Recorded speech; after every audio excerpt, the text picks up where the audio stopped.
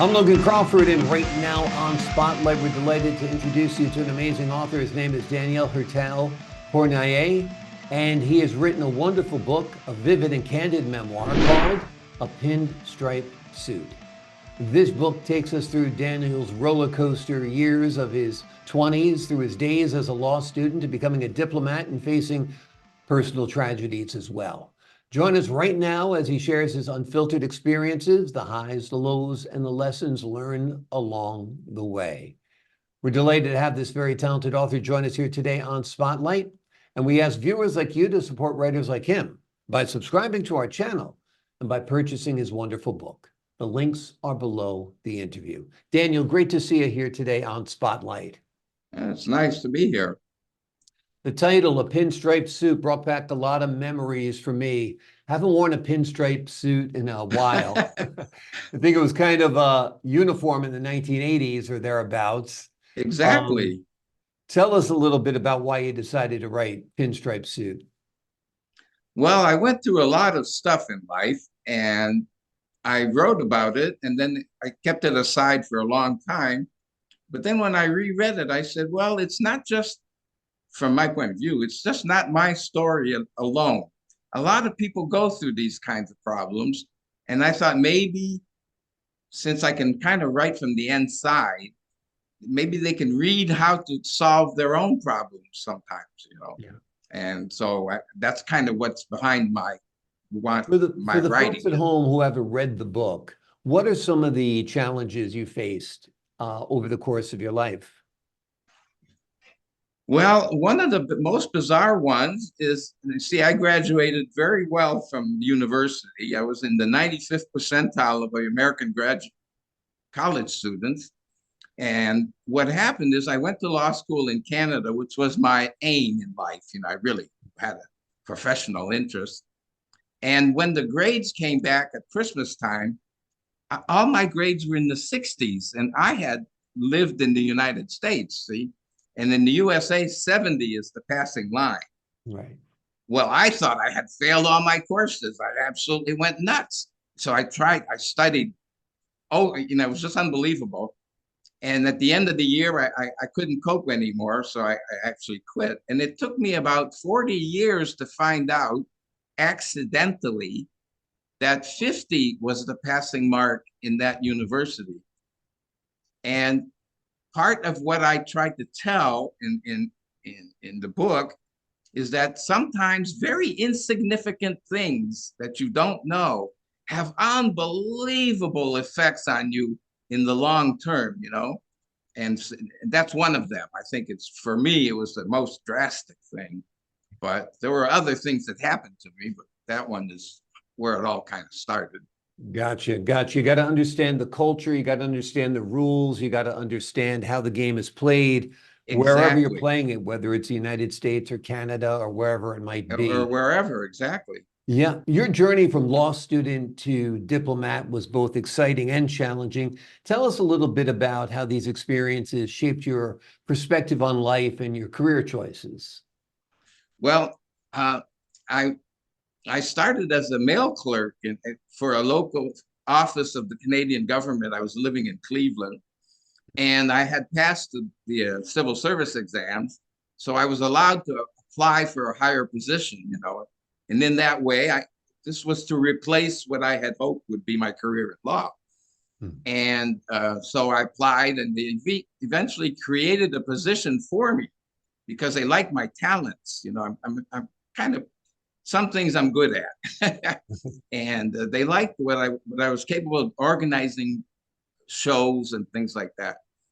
And so I eventually, long story short, I eventually ended up in Philadelphia with the Canadian consulate, and I really enjoyed my work. I was good at it, but they didn't like me. And a part of there's a story I tell. It has to do with a dance, of all things, dancing in the nightclub. And I was dancing with a guy in the nightclub, and a woman was in the audience who was a part-time worker at the Canadian consulate, and she went to the office the next day and told everybody that she had seen this guy, the office guy, me, dancing with another guy. Well, this is 1974. This is not 2024. And it was like the beginning of down and down and down and down. It took a long time, but it really started the process. And I won't for the reader's benefit, I won't tell the end of the story because I think it's an important part of what happens in the long run over a very insignificant event. Yeah. And then I had problems with bosses. And I had an event where normally there would be 200 travel agents that would show up for an event. I rented the Living History Center and had 642 people come to the show. It was to promote Christmas, winter in Canada, snow and stuff. And the exhibitors were thrilled to pieces. They had never had a crowd like that. And the next day, one of the bosses from Canada had come at my invitation because I knew it was going to be a big deal, and I wanted to show my stuff. And the next morning, he comes to the office and he says, I said, well, what did you think? It was really an event. He says, well, it wasn't all people we wanted.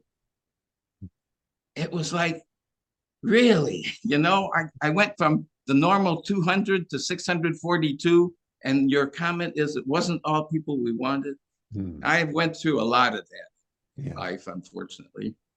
And then there was another incident that totally separate from all these other ones. I was on vacation in Cleveland, visiting my family, and I had borrowed my sister's car. And I went out one night and I went to a nightclub and I stayed a long time. I don't drink, so I never stayed very late. But I met somebody and we're chatting away. Sometimes you meet some people on vacation like that. You're instant friends. I don't know what it is, but it's happened other times. So when I left, it was closing time. And there was a parking lot, and there were some guys who were stuck in the parking lot. Their car was not starting, and it was in the dark. So I offered to bring up the light, the car that I was in, to light their way. Then that was helping. But then another car arrived, and there were their friends, and I said, well, okay, I can leave now. And they said, well, where are you going? And this is kind of where I made a mistake, but you wouldn't know it at the time, but I made a mistake. And they said, where are you going? And I said, well, I'm going to Chagrin Falls, Ohio. Well, Chagrin Falls, Ohio is a place where the average person probably is a child with $300,000 in the bank. I'm just exaggerating, but that's the kind of place it is.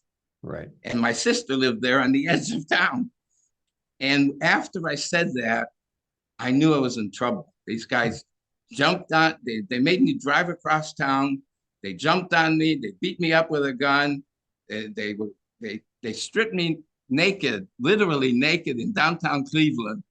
God. And I was convinced they were going to shoot me because there was a gully, right? And the guy kept going like this, and I'm going, really? I was terrified. And I did pray. I said, give me an outlet somehow. Yeah. They started arguing about my shoes. Who was going to get my shoes? And that was like they lost contact for a second. And I took off and I ended up in a hotel with no clothes on. And it was like, but people could tell I was legitimate because I was covered in blood because they had beaten me up so much. Anyway, it all ends up okay in a way, but that's another story that I get to tell. Amazing, amazing. You describe your book as a lesson for all with no holding back. What are the key lessons or insights that you hope readers take away from your life experiences? Well, I would like them to understand that we feel things very, very profoundly, or some of us anyway, but I think it's general. People feel things profoundly, but you have to differentiate between your feelings and your thinking. And you have to understand that in tough situations, you have to pay great attention to your thinking. It's what's going to get you out of the trouble. Yeah. Your feelings are going to sometimes they keep you from moving, and that might be the right thing at some moments. But Right. I think in general, it's paying attention to what you're thinking. Well, how am I going to get out of this, and stick to it. Yeah. And it's the same thing with the other problems in life, not just the big ones. You kind of have to stick to it and have faith in your own capacity to make judgments. Go with what you think. If you really think something, go for it. Yeah. Trust your instincts, trust your intuitions. They're reacting to things that you don't even realize what they're reacting to sometimes. Exactly. It looks like you're put that pinstripe suit in the closet a while ago and said, the heck with it. Tell us about your life as an artist now. Okay, well, it all started when I was young. I was very interested in art as a visual experience. I went to museums all the time and stuff like that. But I never saw myself as an artist until a friend of mine came back from vacation. He had taken pictures with his 35 millimeter camera in the days when, virtually nobody had those cameras. Yeah. And when I saw his pictures, I said, wow, I mean, they were just really, I was turned on. I went out and bought the same camera, not to make any mistakes, same film. And one day I went out in Philadelphia, and it was in the evening, and I went around taking pictures of just whatever. But when they came back, I looked at them and I said, "Oh, you have the eye." The pictures were not just pictures; they were images. There was something in it, but it had a context, and I had kind of created it that way. And that's kind of how I got started in art. And then I went from photography to, over time, I created my own technique in painting. And I paint from, well, you see some in the background here. I paint from the back instead of from the front. I push the paint through the surface, and I create what's called an extrusion.